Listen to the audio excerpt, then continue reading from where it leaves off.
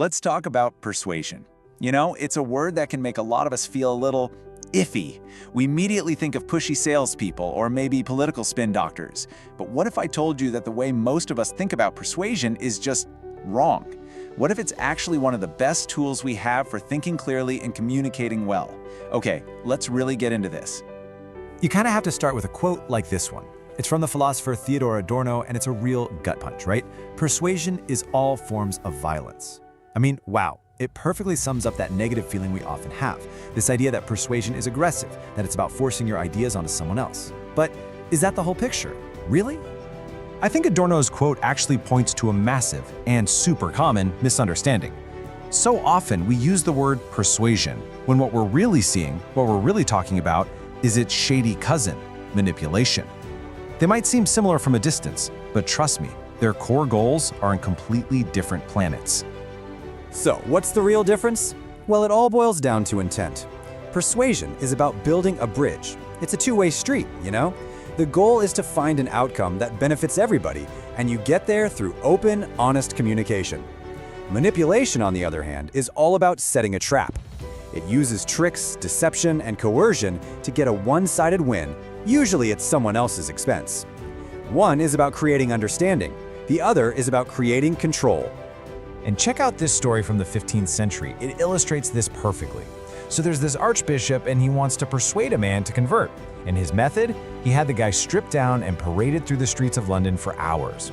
Of course, the man eventually agreed, but was he actually persuaded, or was he just publicly humiliated until he couldn't take it anymore? Yeah, that's not persuasion. That is textbook manipulation. Okay, so if that's what persuasion isn't, then what the heck is it?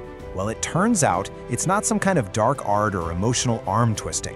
It's actually a very logical, very structured way of organizing information so that the best decision just becomes obvious. At its heart, real ethical persuasion follows a pretty clear roadmap. First, you frame the topic. That's just setting the stage, defining the problem you're trying to solve together. Step 2, you state the benefit, answering everyone's favorite question, what's in it for me? Third, you compare the options out there, showing you've really thought it through.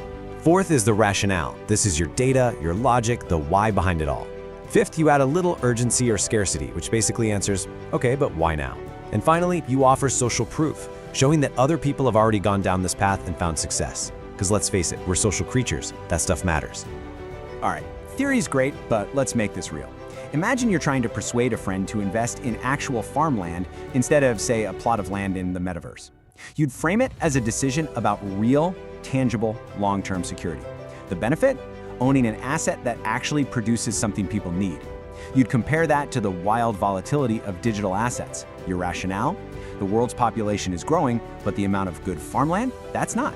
You create urgency by pointing out that big investment funds are buying up land right now, making it more scarce. And for social proof, you'd point to smart, successful investors who are making that exact same move. See? It's a logical flow, not a trick. Now, as we're going through that framework, I can practically hear the gears turning in your head. You might be thinking, hold on, that sounds an awful lot like a sales pitch.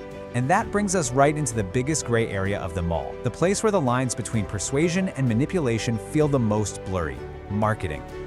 So let's just tackle the elephant in the room head on. Are all those ads, all those brand messages, just a more sophisticated version of that Archbishop's parade designed to corner us into a decision? It can sure feel that way sometimes. But the real function of marketing is actually way more complex and, honestly, a lot more surprising than you might think. Now, this might sound a little wild, but while manipulative marketing is definitely a thing, the industry as a whole actually serves some really important positive functions. A strong, well-marketed brand isn't just a pretty logo, it's a promise. It's a signal of quality, of consistency. When you're standing in a store staring at a wall of 100 different options, that familiar package is a trusted mental shortcut. It builds trust and it lowers your risk. And here's the part that really flips the whole script. Good marketing creates huge demand. That demand makes mass production possible. And because of those economies of scale, the cost to make each individual item goes way, way down. So weirdly enough, that incredibly expensive Super Bowl ad can actually make the product on your shelf cheaper. It's this fascinating economic engine that's working invisibly all around us. So all of this brings us to what I think is the most important idea of all. The real value in understanding persuasion isn't about how to sell a product or win an argument. No, it's about something way more personal and honestly, way more powerful.